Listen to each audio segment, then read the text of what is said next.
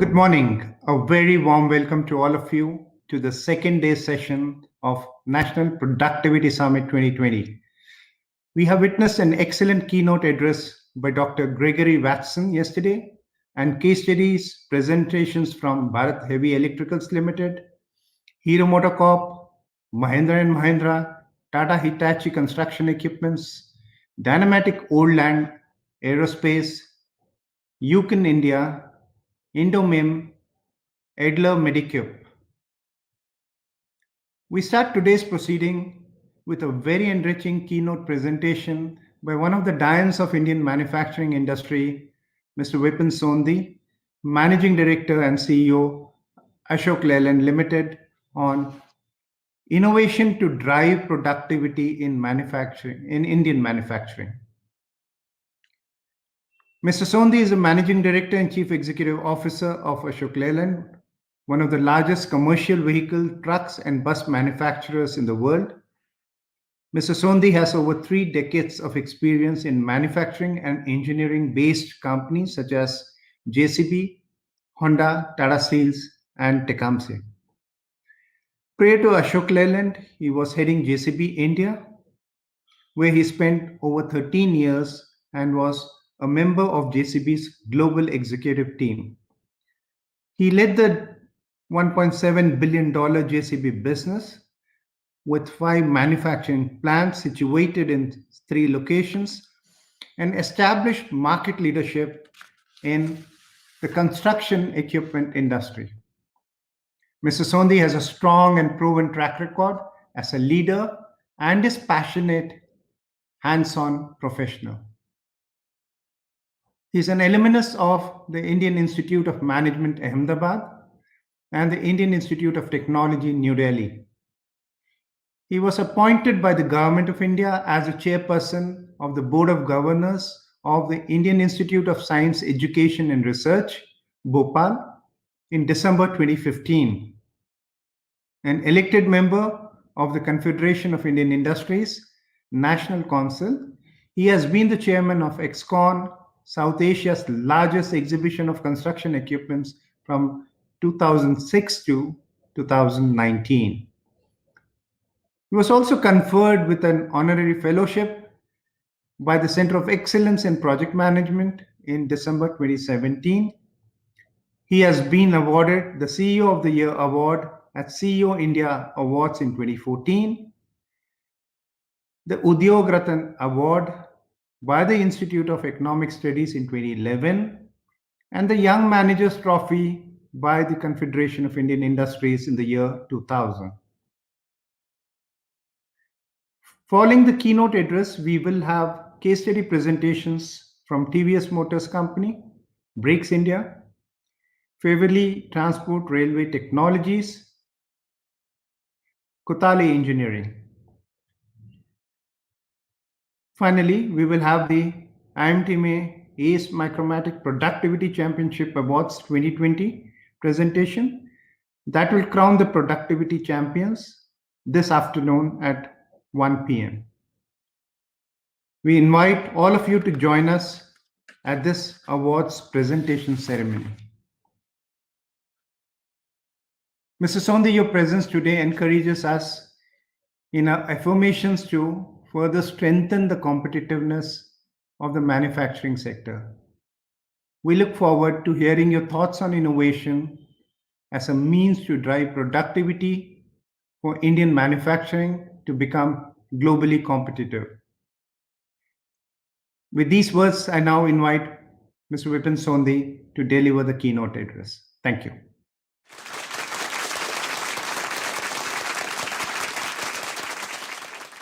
Namaste.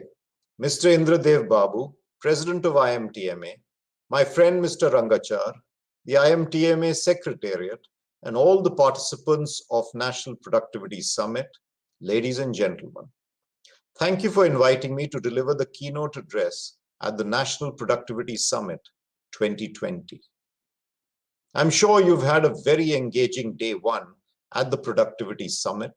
This is a flagship event organized by the Indian Machine Tool Manufacturers Association and is a wonderful platform for the industry to come together for sharing of experiences, recognize achievers, and create an enthusiastic and competitive forum. I understand that the Productivity Championship showcases and rewards breakthrough innovations and improvements in manufacturing. I wish all the participants all the very best for your presentations, and I'm sure you will learn a lot from interacting with one another over this virtual platform. I'm privileged to have joined Ashok Leyland last year. Since its incorporation in 1948, Ashok Leyland has grown in strength to become one of India's foremost commercial vehicle manufacturers. Ashok Leyland has played a key role in the growth and development of the country's infrastructure and public transportation. It has a rich legacy of innovations for the Indian market. The global pandemic unleashed a massive disruption to the economy, as we all know, at a time when the automotive industry was on the path to recovery. The industry is showing tremendous resilience with the support of various initiatives of the government. There's been a sequential recovery month over month in segments like passenger vehicles, two-wheelers, and tractors. Commercial vehicles, which are the backbone of logistics, infrastructure, and public transportation, have seen sales pick up in the last 3 months, and this signals a resilient recovery of the economy. While the immediate recovery of the industry is critical, we have to also look beyond the current crisis. What should we aspire for? What are the opportunities? The core of the Indian economy is still robust. We have a bumper Rabi harvest, a normal monsoon, healthy foreign exchange reserves, inflation, though which may be creeping up, and a stable political environment. As we all know, the clarion call made by the Honorable Prime Minister for Atmanirbhar Bharat is the vision for a new India. The specific focus on the auto and the auto component sector under Atmanirbhar Bharat, the production-linked incentive scheme, will help in more localization, rapid development of the component industry, and very importantly, increase in employment. The Indian automobile industry is one of the finest examples of developing a manufacturing industry through government-led policy interventions and industry-led private investments.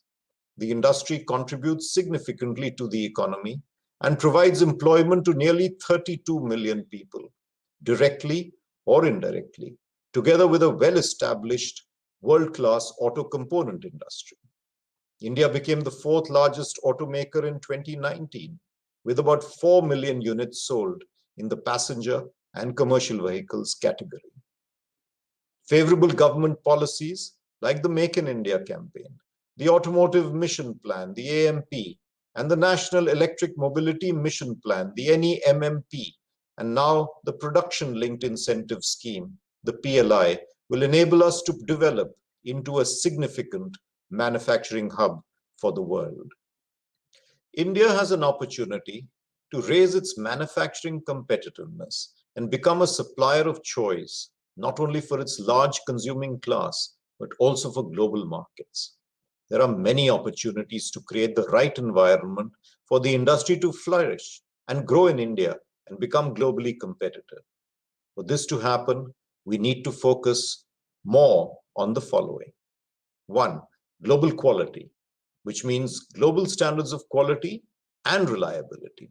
2, technology leadership, innovations and future technologies. 3, concurrent engineering, early engagement in product development. 4, cost optimization, continuous focus on cost and value creation. 5, agility, responsiveness to fluctuations in demand. And 6, capacity building, invest in capacities to build scale for future growth. Let's take each one of these. Global quality. The vision of Atmanirbhar Bharat is to compete with the best in the world. Make in India, but make it for the world. This requires quality and reliability to be benchmarked to global standards. Indian manufacturers have made massive strides in this area, but as always, there is more to be done. We have to keep the focus on strengthening processes. Each workstation and line must ensure no falls forward so that the output is right first time. We mustn't walk past a process that is either unsafe or of poor quality. Stop it right there. The reliability of our products is pivotal to our customers. They will value us for delivering products which serve them relentlessly, day after day, week after week. Technology leadership. Innovations and future technologies. We have to adopt technology ahead of time, and if necessary, nudge our customer to the benefit of emerging technologies and their appropriateness for the Indian operating conditions. A country's manufacturing prowess and export competitiveness crucially depends on the research and development and innovation it generates. Generation of new ideas and knowledge is central to economic growth. Intellectual property is not only central to economic growth, but constitutes the wealth of a nation, our nation. As you are aware, 4 technology-driven trends are disrupting the automotive industry, namely connected, autonomous, shared, and electric mobility, represented by the acronym CASE. We see these growing faster in years ahead, which will completely transform the industry globally. Underpinning not only CASE, but almost everything we do, and we've all heard about it in the last 7 months more than ever, is digitization. Digital is empowering the data-driven organization with initiatives in data analytics to enhance customer value, be it for enhancing operating efficiency or in connecting with the customer for sales and after sales. There's an opportunity to leverage digital across the value chain and dramatically increase the collective capability of the entire supply chain. India has a natural advantage when it comes to digital. Our software companies are world-class, and we should harness them to our maximum advantage. Concurrent engineering. Early engagement in product development. India is leapfrogging in electric mobility, and each stakeholder has to play a role in spearheading the initiatives to promote EV adoption in the country. The interplay of these stakeholders is essential for streamlining EVs in transport systems and in creating a favorable EV ecosystem. Elements comprising the ecosystem include the operating infrastructure as well as supply chain of batteries, motors, and battery management systems. This is a huge opportunity for Indian companies, not just the OEMs, but the entire value chain, to come together to grab with both hands and develop technologies and capabilities for world-class electric mobility. Global supply chains have been disrupted by the pandemic. They're looking for a new home as an alternate or an addition to China. This is an opportune time for us to become export hubs for the world. These won't automatically shift to India, as there is stiff competition from other aspiring countries like Vietnam and Bangladesh. There are good examples from other countries like Japan, Korea, and China, who have over the decades built a strong ecosystem of manufacturing companies, which work together in tandem and have collectively become global export hubs, something for us to learn from and model ourselves from. We need to work together from the design stage itself, adopting concurrent engineering to deliver. The specialized approach that focuses on eliminating roadblocks in the chosen value chains holds great promise for bringing together manufacturers, raising productivity, securing technology leadership, and finally, most importantly, delivering value to the customer. Cost optimization, continuous focus on cost, but importantly, value creation.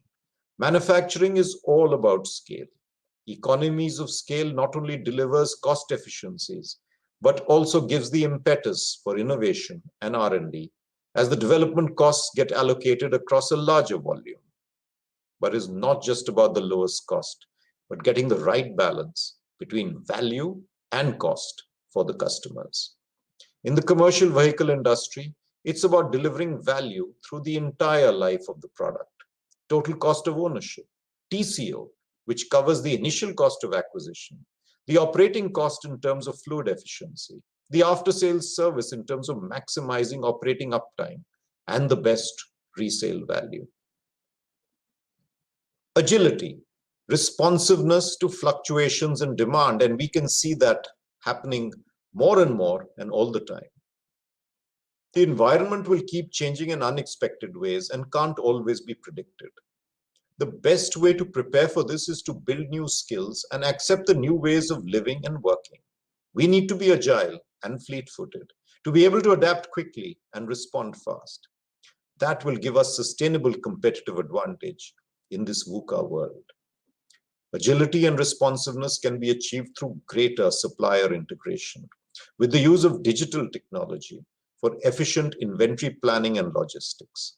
Manufacturing processes have to become more fungible and able to reduce changeover times.